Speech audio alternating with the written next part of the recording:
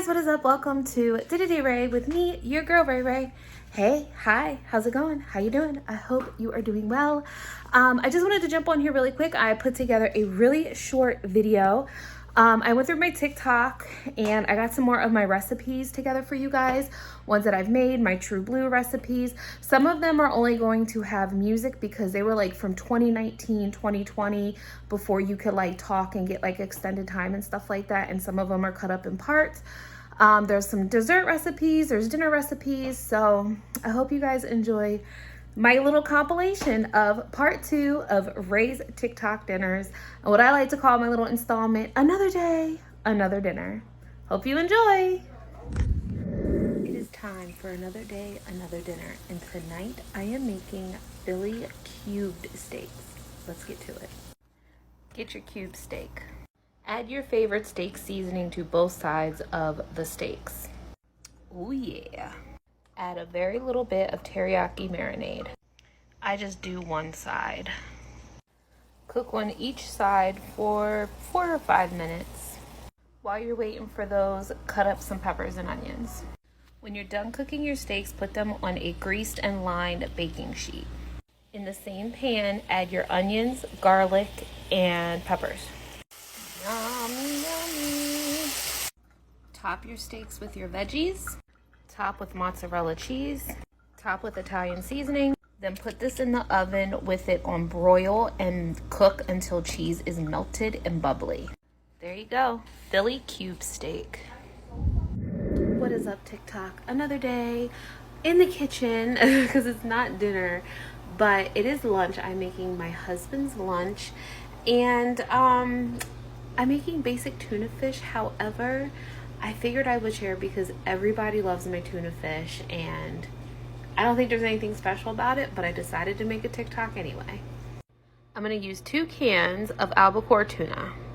Alright, so this is pretty simple. We have our celery, we have our onion finely chopped, and one thing that I always add is hard-boiled eggs. This is 3 hard-boiled eggs. Yes, I know it sounds weird to some, but trust me, this tuna fish is going to be delicious.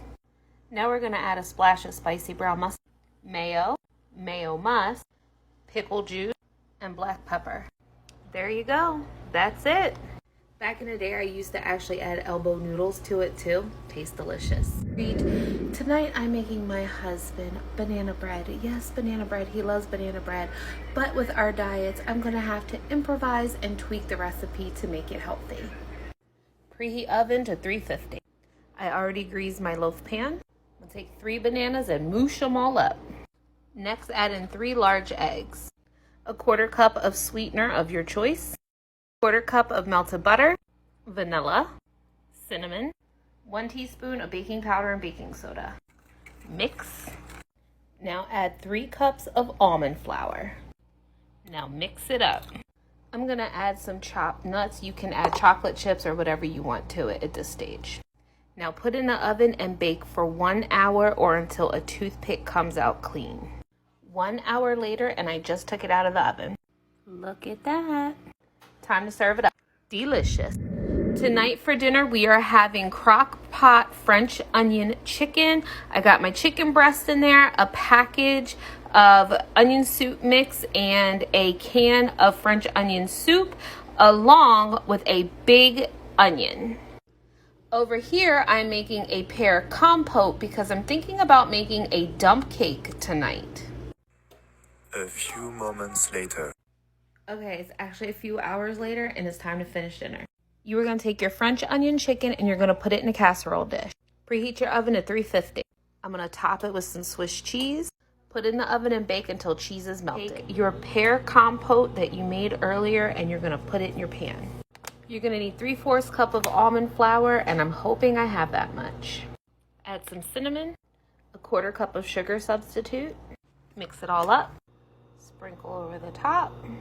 I don't have any more stick butter, so I'm going to use this. So put your butter on the top and then bake for 20 to 25 minutes at 375.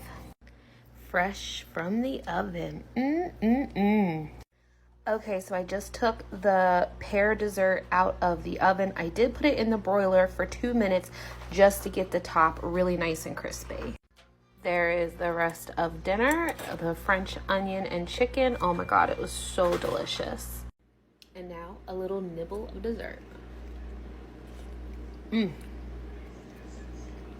Oh my God, that is so delicious. See you later. What is up, friends? It is time for another day, another delectable dessert. I've never made this before, but I figured let's give it a try and see how it comes out together. Today we are making sugar-free cake mix brownies. Let's go. First, preheat your oven to 350. So the recipe says any box of cake mix will work, so I'm using a sugar-free chocolate cake mix. You're gonna need chocolate chips. Of course, mine are sugar-free, 2 eggs, a half a cup of vegetable oil, and vanilla extract. All right, adding the cake mix, vanilla, 2 eggs, and vegetable oil. Now I'm gonna mix this up. So here's what we're working with. It pulls away from the bowl. It's a nice thick consistency. Now we're gonna add in our chocolate chips. Mix them in. I don't know how much these are gonna rise, but I'm gonna put my mixture in this pan for 20 to 25 minutes. Here they are right from the oven. This is delicious. What is up, guys? I am about to make a keto cookie dough pie crust. Let's get to it. You're gonna need 2 cups of almond flour, 8 tablespoons of butter. I know this isn't butter, but this is all I got. Don't come for me. Go ahead and melt that and put it right in there. You're gonna need 2 ounces of cream cheese. I love these because they're an ounce perfect. 4 tablespoons of Swerve brown sugar. I'm also gonna put in 4 tablespoons of monk fruit sweetener, 2 teaspoons vanilla, and 2 teaspoons coconut flour. Now mix it up. Once it's all mixed up, it's time to add the chocolate chips, and of course sugar-free. Ta-da! That's it. And that's it. This is a no-bake chocolate chip cookie pie crust. Just put it in a pan, put it in the fridge, put your pudding on top or whatever you want, and serve. Talk, another day, another dinner. Tonight I am making crab cakes and tuna cakes. Let's get this show on the road. In this bowl we got our crab meat. In this bowl we got our tuna fish. A 1/4 cup of almond flour in both. 2 tablespoons of mayonnaise in each. And now I'm gonna add 2 eggs in each. I'm gonna add a little chopped onion to both. I'm gonna add garlic and garlic pepper seasoning to both. I'm gonna add some lemon peel to the tuna and my friend Old Bay in the crab. Now mix them up. If it's still a little too mushy, add some more almond flour. Put some olive oil in the pan, then drop your mixture in.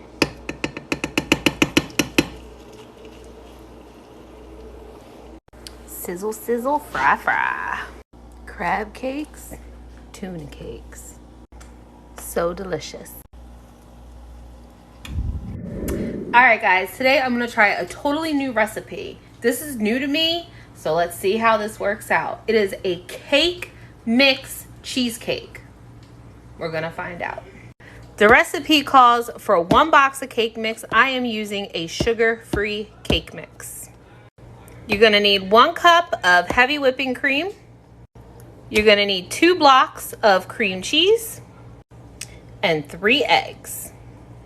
You're also gonna need some melted butter, but the recipe doesn't say how much, so I guess you're just gonna have to eye it up to make the crust.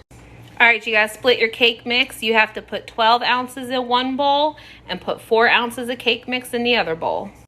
All right, y'all, might have to do a part 2, but you're supposed to add melted butter, it doesn't say how much, to this bowl, and then to this you're gonna add all this stuff, the eggs and the heavy whipping cream and stuff.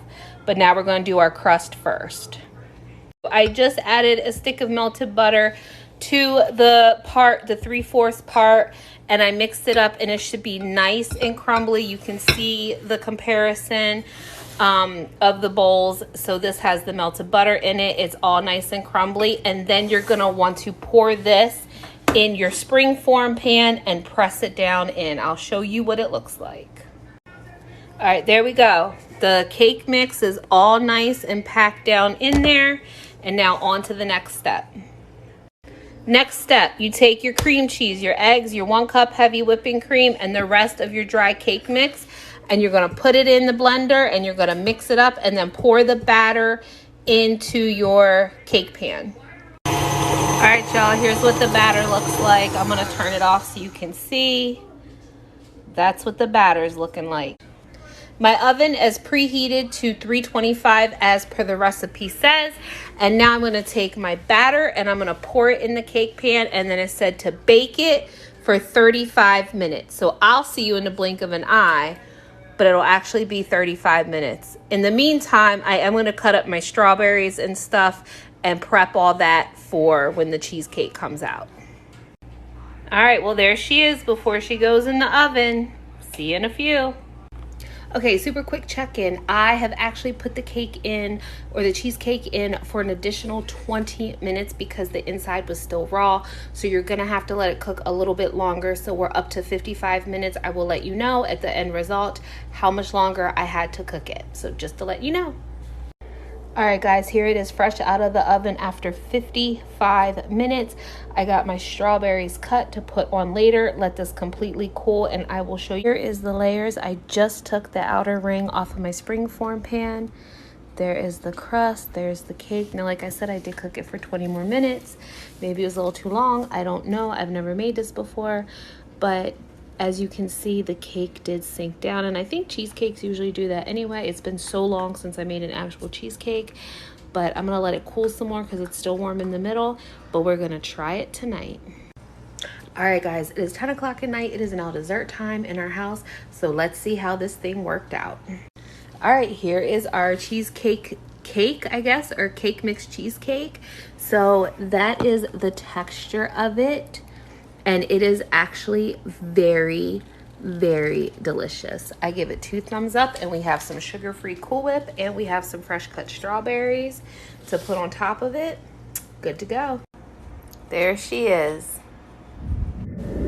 Hey guys, it's dinner time, and I wanted to show you what I'm making tonight because it is so dang on delicious and healthy. This is sausage dip. It is so dang good. It is 1 pound of ground pork sausage with some onions, some garlic, and a block of cream cheese. That's all you got to do. Just cook your onions and your sausage together.